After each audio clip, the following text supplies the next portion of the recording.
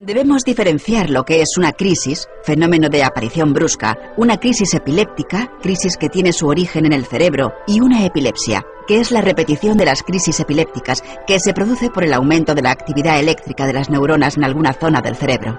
Dependiendo de la extensión y de la zona del cerebro que se afecte, la expresión clínica de la enfermedad será distinta.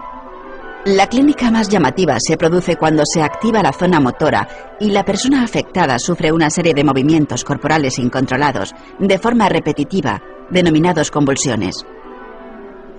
No en todas las crisis o ataques epilépticos se pierde la conciencia ni se tienen movimientos. Una crisis epiléptica puede consistir simplemente en desconectarse transitoriamente del medio o realizar actos repetidos sin finalidad, como abrocharse o desabrocharse botones, movimientos de masticación, etc. La epilepsia puede aparecer a cualquier edad, desde la primera infancia hasta la senectud, aunque suele ser más frecuente en los dos extremos de la vida. Como ya hemos señalado, la epilepsia es una enfermedad neurológica crónica que se caracteriza por la presencia de crisis recurrentes de cualquier tipo.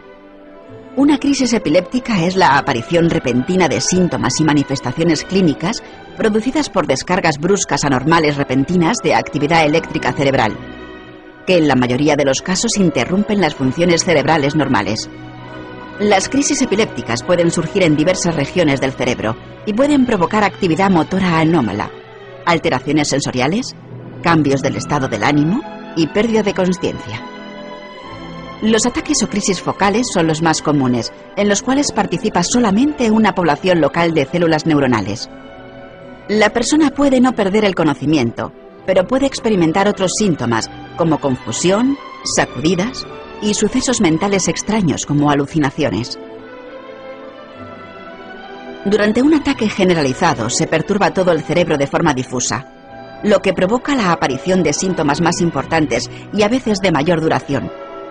Normalmente las crisis generalizadas se acompañan de una pérdida de conocimiento que tiene una duración muy variable, entre unos segundos y varias horas en los casos de estados de mal epilépticos. En función del agente que origina las crisis epilépticas, clasificamos las epilepsias en dos grandes grupos.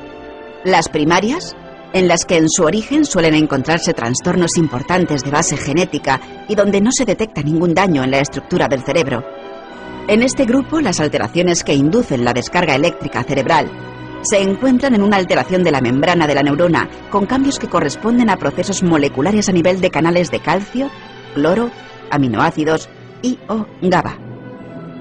El grupo de las epilepsias secundarias corresponden a los procesos en los que un daño cerebral previo es el causante de la crisis epiléptica.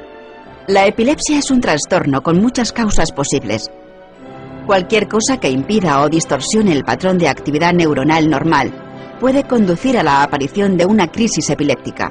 Entre los factores que pueden aumentar el riesgo de padecer epilepsia se encuentran la predisposición genética y la existencia de una lesión cerebral.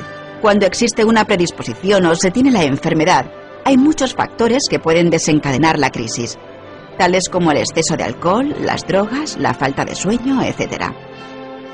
Los métodos esenciales para un correcto diagnóstico de la epilepsia son la realización de una historia clínica completa y detallada, la realización de un electroencefalograma, el EEG recoge la actividad eléctrica cerebral de cada individuo, y los medios de diagnóstico por la imagen. El principal es la resonancia magnética, que van a recoger los posibles cambios estructurales que den origen a las crisis epilépticas, tumores, malformaciones, hemorragias, etc. Los síntomas dependerán del tipo de crisis con que se presenten y de la zona del cerebro afectada. Hay dos tipos de crisis epilépticas. Crisis parciales. Son aquellas en las que la actividad epiléptica comienza en una zona determinada del cerebro. Las características de la crisis dependerán, por tanto, de la zona cerebral donde se origine. Crisis generalizadas. Son aquellas en las que la actividad eléctrica epileptiforme se manifiesta en todo el cerebro. Habitualmente se manifiesta con movimientos bruscos de todo el cuerpo. Si la actividad epileptiforme comienza en todo el cerebro, se denominan primariamente generalizada. Si se originan a partir de una crisis parcial, se denomina secundariamente generalizada. Un diagnóstico cuidadoso y exacto del tipo de epilepsia que padece el enfermo es fundamental para encontrar un tratamiento efectivo. Hay muchas formas diferentes de tratar la epilepsia.